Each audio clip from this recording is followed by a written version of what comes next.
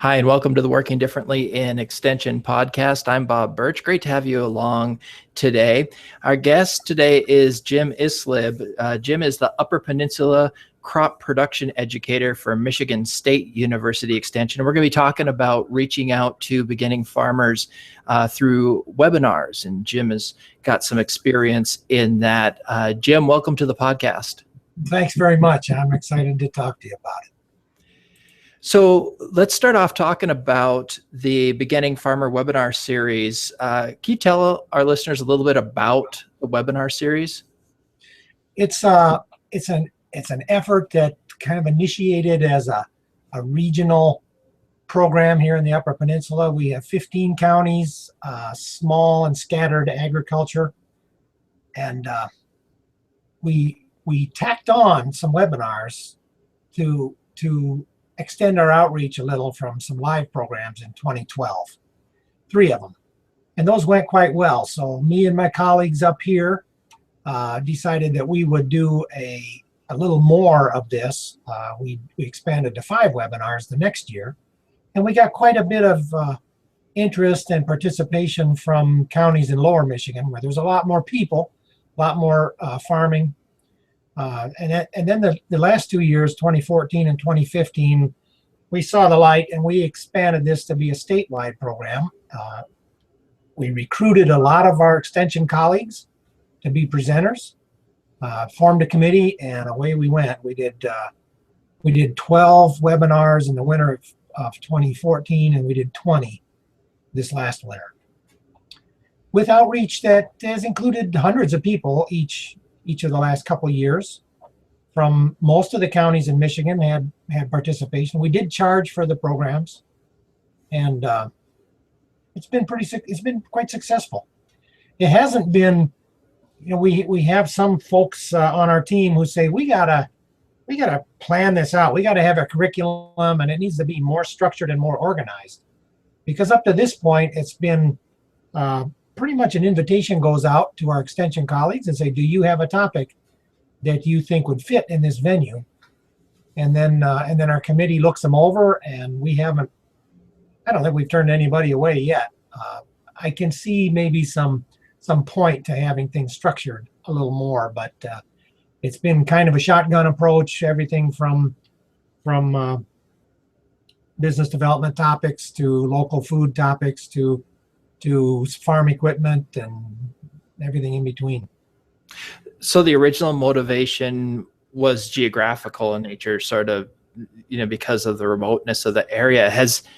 Do you think it's changed at all? Is this a format that is well tuned to this particular audience? Or are you still reaching out in the webinar way just so that you can get that, cover a large area of geography? I think the format is more important, really. I'm kind of an old guy, and I'm somewhat of a technology, not exactly a dinosaur, but maybe, one of these species that's in between extinction and modern. But the format has really been attractive to a lot of people who are brand new to extension, who have not been our clientele before. And they find it convenient. We had live webinars, and really a minority of our participants took the programs live. Once they figured out... You mean face-to-face, Jim, right? Like, are you talking about face-to-face, like in person?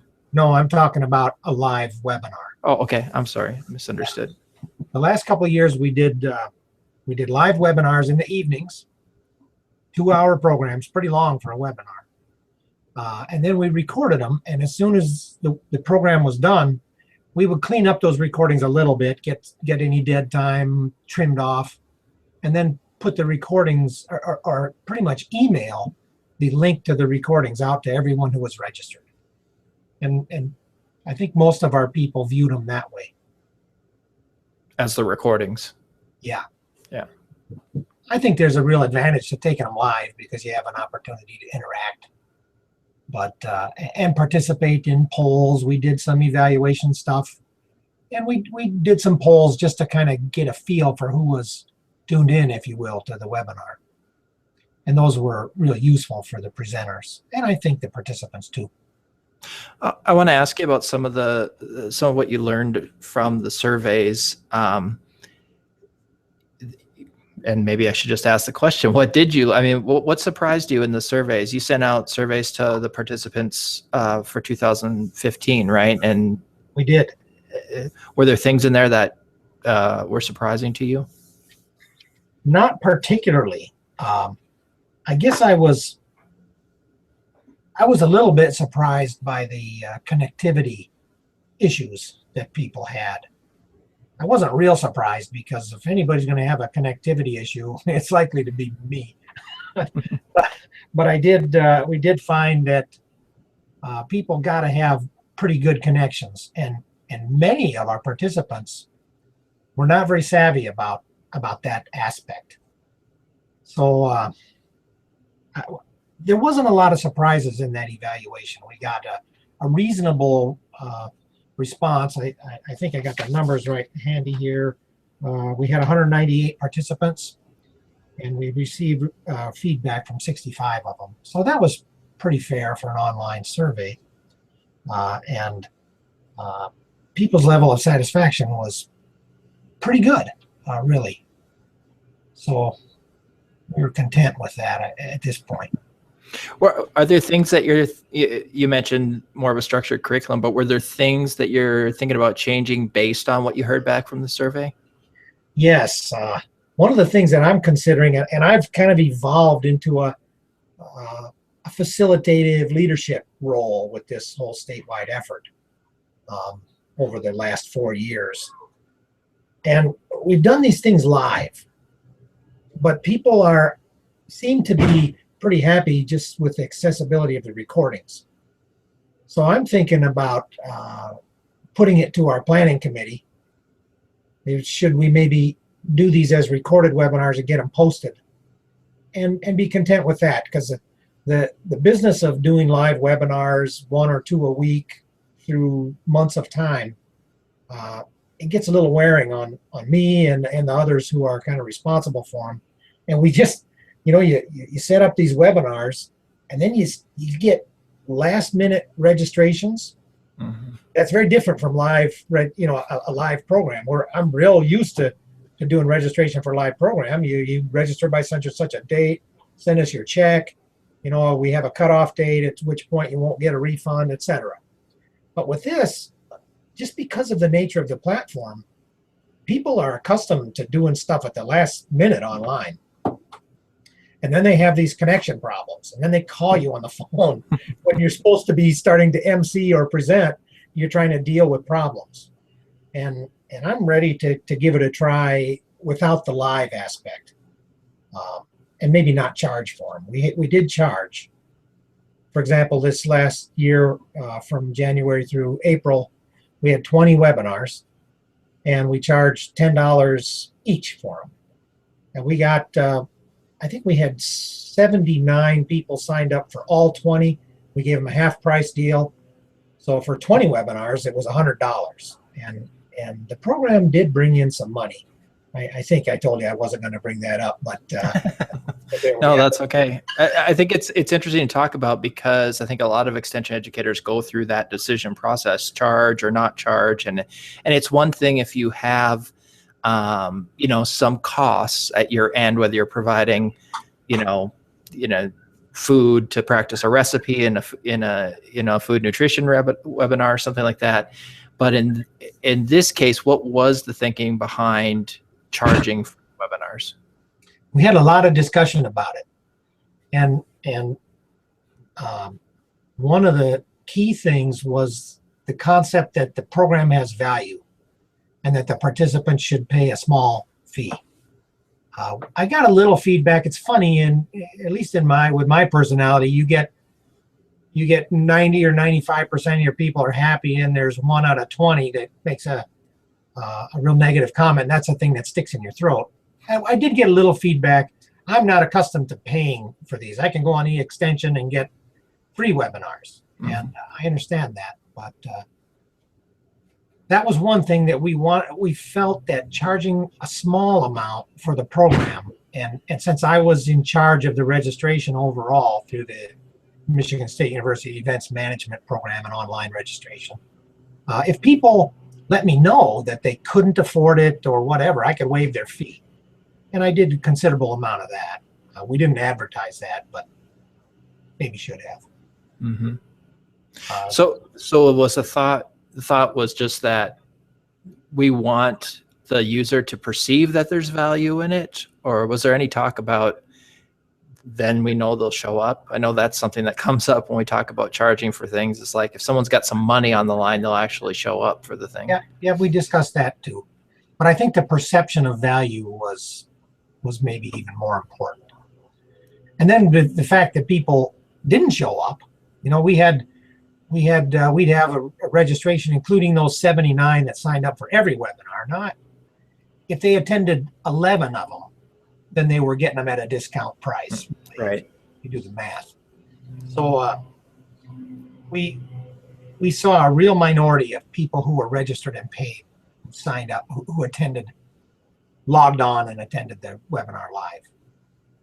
So it worked out okay. And it did generate some funds. The presenters, the system in Michigan is that the administration within our system takes a slice of any net profits out of any program. And the educator will get a 30% of the net. And we're all used to that now. That's a relatively new thing. But in this case, because it was so broad and it involved not only the agriculture group, but also there's another group in Michigan Extension, including the local foods people. So we had permission from our administrators in East Lansing to say, you people just split up the money. So the educators got a bigger slice than normal, and that didn't hurt, especially when some of our colleagues figured out, you mean you were getting $300 or $400 of net to go into your operating budget for a webinar? So they maybe would be easier to recruit if we continue on that way. But I think it may be of more service to our target audience if we go with recordings and make them free of charge. One thing about charging for something is that potentially it raises the expectations. How did that work out in terms of maybe people who had connectivity issues, something that you have no control over, but now they've put money on the line? Did you get a lot of negative feedback about that? No, we got some, but we got more positive feedback than negative. People were this was fun. This was a good day when you hear from people saying, this was a lot smoother than I thought. I've been on other ones that were real raggedy, a lot of fooling around with the technology. But we tried hard in our programs to have somebody monitoring or emceeing or hosting. We call them hosts. We use Adobe Connect Pro as a platform. So we had the hosts and presenters, and the host was somebody that was familiar with the program, knew how to move things around. Unless there was a technology breakdown of some kind, most of the webinars went very smoothly. And my friends, they kind of tease me because I like music, and I have all this different kinds of music going, before the webinar, during the break, and just little things like that kind of gives the impression that you know what you're doing, even. But they went well. They went smoothly, and we got positive feedback in that regard. I think you sort of mentioned it in terms of the stress potentially, or just the amount of work in putting a live webinar together. But can you reflect on that a little bit more, how this might be different than maybe if there's an educator out there who's listening to this and thinking, well, is it more work? Is it less work than just doing something face-to-face? Well, a lot, myself and a lot of the extension educators involved, let me say we didn't have a technology person holding our hand. We had a few people who had some experience participating as presenters on webinars. And our little local group here in Upper Michigan, when we first got started, we got on a conference call and had a chat with somebody who was good at it. And then we just went from there. So as the program progressed, I was enjoying it, which is it's kind of funny because I'm not a real high tech extension guy. I still use a flip phone. My supervisor said, "When are you going to get a smartphone?" And I said, "Well, when you make me." And she just shook her head and said, "You guys, I don't know what I'm going to do with some of you guys." I just told her, "Just love us. That's what we need." But anyway, it became a lot of fun for me as I had more facility with this Adobe Connect Pro platform. We'd be recruiting or inviting people to do webinars. They said, "But I've never done a I don't know how to do this." I said, "Oh, Janet or Ron or whatever their name was, don't worry about that because I know just where you're at, and I've worked my way through it. And you and me will get together online, and we'll get this all hammered out until you feel comfortable with it. We'll do a dry run." And I think that was easier for some of my colleagues to work with somebody like me. Not that I'm such a great person for this, but rather than to work with somebody who is light years ahead of them in terms of the technology. So having a good committee that of peers who aren't intimidating in their technology wizardry. It's great to have some technology wizardry to fix problems because they do arise. It's just part of the nature of working online. So I address. So you've mentioned a couple times that you're not on the cutting edge of technology. Why have you been hesitant, I guess, to use online delivery or other new technologies in the past? I guess I've just been a little. You're asking me to bare my soul here. I'm a little. I get worried about stuff failing. For one thing, we're in very rural, far northern Michigan, and sometimes we have some issues with internet. They're much better now over the last few years than they were before. So it's a scary thought to have things go dark when you're in the middle of a program. I've kind of got over that because nobody has traveled to your program. They're sitting in their desk at home or on their laptop on the couch. And if the thing goes dark, they may have invested a small fee for the program, but you can refund that, or you can record the program and get it to them. There's ways to pick up that are much easier than with a live in-person program. I guess I had some hesitation about dealing with those kind of issues that I've overcome. And just frankly, I like to learn. I like to learn computer stuff, and then I wish it wouldn't change, which is a vain hope. For example, we've used this Adobe Connect Pro, and I really had got it pretty well figured out. Now my institution has dropped their license, and we're moving to a different platform. We're going to start using Zoom webinar function, and I think it'll be okay. But just getting your feet wet with these technologies is really, for some people like myself, there's a certain hesitancy to dive in. But I'm glad I did because now I've been enjoying it. Well, Jim, congratulations on the success of the program, and thanks for joining us.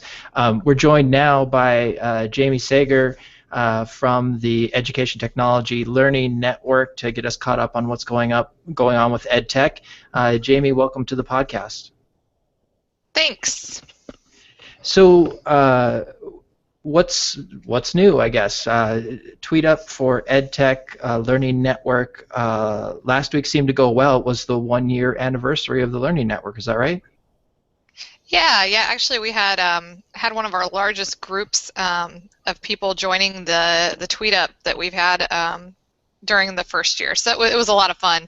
A lot of chatter going on, and we talked a little bit about how people had use some of the information and the resources in particular, and maybe some collaborative opportunities to, make a difference or change the way that they're working and provide some examples of that. And so we spent about half the time talking about that, and then also talked a little bit about, what they still needed to know, talked about working out loud and how, their involvement in the learning network, or what they've learned from people who are involved in the learning network, how that's changed the way that they work, and are they working out loud more and sharing what they do on a daily basis more often, just because of what they've learned from people that they've been able to network with in the learning network. So it was a lot of fun. It was a good time. And the next tweet up will be next Thursday, is that right? Yep, September 17th at 2 o'clock Eastern. And it'll be about an hour, and everyone says it's the quickest hour of your day. We're going to talk a little bit about digital pedagogy, and basically how, the way people are learning is changing now. And so, how does that change and affect how we're teaching people? So based on the ways that people want to learn and get their information now, how do we need to change, how we're working and getting information out to the public in Extension? And we'll spend an hour chatting about that, and it should be very interesting, and should have a lot of fun again. If people want more information about the Learning Network, read the blog, and find out when the tweet-ups are at, where can they go? Our blog is extedtechs.org. And we do post on a pretty regular basis, and we have recaps of the tweet ups. So if you're a little Twitter shy and you don't feel like even lurking, or if you would rather just read the recap, we do put a recap of all the tweet ups up on the blog too. And we do a Storyfy version of that, which is a really cool tool that I think people have adopted in their work, just because we've been using it as part of the Learning Network and what we're doing. So you can check out the blog, or you can follow hashtag EdTechLN on Twitter. And then we also have a Facebook page that you can get to from the EdTech blog if you'd rather follow along on Facebook.